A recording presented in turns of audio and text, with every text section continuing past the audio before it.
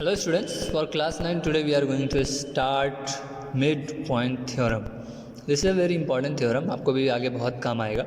इसका proof नहीं है, it is just the statement and explanation that has been given in your book and the exercise related to this.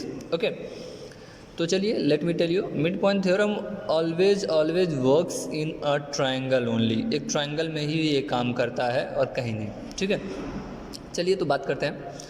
Suppose we have a triangle. मैं statement बाद में बताऊंगा, पहले आपको ये बता दूं कि मिड पॉइंट थ्योरम काम कैसे करता है.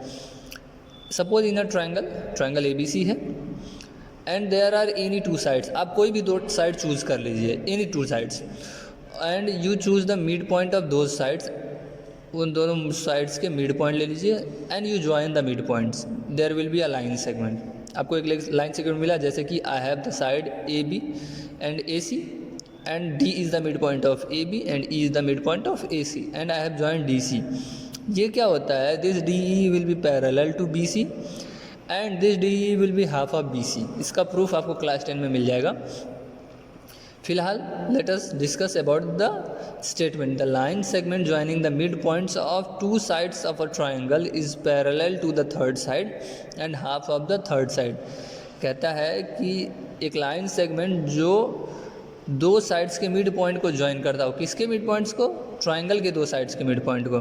वो क्या होता है? Is parallel to the third side and half of the third side parallel to the third side and half of the third side. Okay, like in this parallelogram, in this triangle DE is parallel to BC because D and E are midpoints and DE is half of BC. ठीक है बच्चा.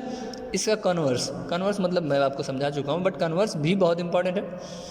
A line passing through the midpoint of one side and parallel to another side bisect the third side. Triangle में लिखना भूल गया, sorry.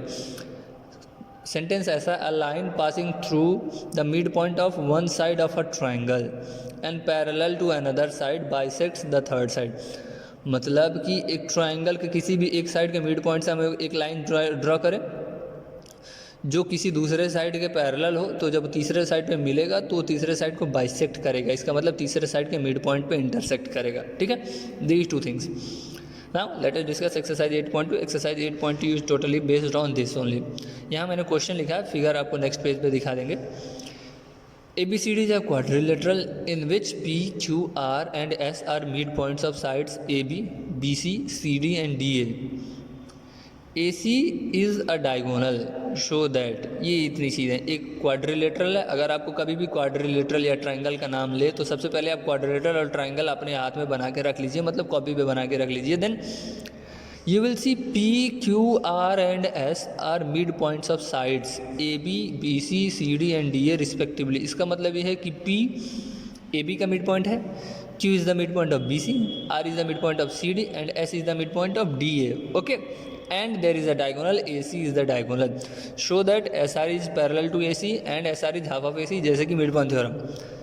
PQ is equal to SR, PQRS is a parallelogram. चलिए, this is the figure as according to the question. ABCD is a parallelogram. सबसे पहला काम ये करेंगे. Then we will draw their perpendicular, जो परपेंडिकुलर है पॉइंट्स दिया है. P is the point mid point of AB, Q is the mid point of BC, R is the mid point of CD and S is the mid point of what? AD या फिर DA. इन सब का mid point है. तो ये चीज़ें आप लिख लेंगे, क्योंकि जब आपको फिगर नहीं दिया रहेगा you will write this like this.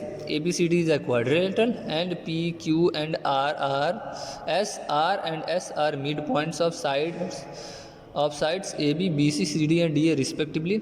AC is a diagonal. AC हमने बना लिया, is a diagonal, डॉटेड बनाया है. नाउ अभी हम लोग मिड पॉइंट थ्योरम कहाँ यूज़ करेंगे? We do not use mid point theorem in a quadrilateral, we use it in a triangle. Triangle हम लोग दो चूज करेंगे. First of all we will choose the triangle ACD. ठीक है, ACD triangle, नीचे वाला हिस्सा भूल जाइए. ACD ट्रायंगल जो दिख रहा है आपको, ज़रा देखिएगा. S is the mid point of AD and R is the mid point of CD and what? There is a line joining this mid points, that is SR. तो क्या लिखेंगे आप? बाय मिड पॉइंट थ्योरम लिखेंगे आप. पहले लिख लेंगे S is the mid point of AD and R is the mid point of, sorry R लिख दिया क्या मैंने? R is the mid point of CD, R is the mid point of CD. तो इससे क्या लिखेंगे? By mid point theorem, like mid point theorem. S R is parallel to A C obviously, and S R is half of A C, direct लिख सकते हैं. Let this be equation number 1. हर एक 4 part हैं, पहला part दूसरे part में काम आएगा, दूसरा पार्ट तीसरे पार्ट को प्रूफ करने में काम आएगा. ओके, नाउ सेकेंड, अब पहला हो गया, this is first. Now second one was we have to prove that P Q is equal to S R. अब नीचे वाले ट्रायंगल में भी देख लेते हैं, दैट इज ऊपर का ट्रायंगल भूल जाइए, A B C. The triangle A B C, 2 mid points हैं, 2 साइड्स के. P is the mid point of A B, P is the midpoint of AB and Q is the midpoint of BC. हमने लिखा है P and Q are midpoints of AB and BC respectively. इसका मतलब यही है. Now by midpoint theorem says that PQ is parallel to AC and PQ is equal to half of AC. ठीक है, midpoint theorem से. Let this be equation number 2.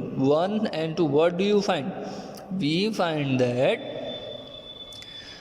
S R is equal to half of A C and P Q is equal to half of A C. 2 equation जिसके अगर right hand side equal है तो left hand side भी आपस में equal होंगे. That's why I have written S R is equal to P Q. यही आपको प्रूफ करना था, लेकिन क्योंकि तीसरे में हमको भी कुछ प्रूफ करना है, so S R is parallel to A C. S R जो है वो पैरेलल टू ए सी है, and A C is parallel to P Q, that is P Q parallel to A C.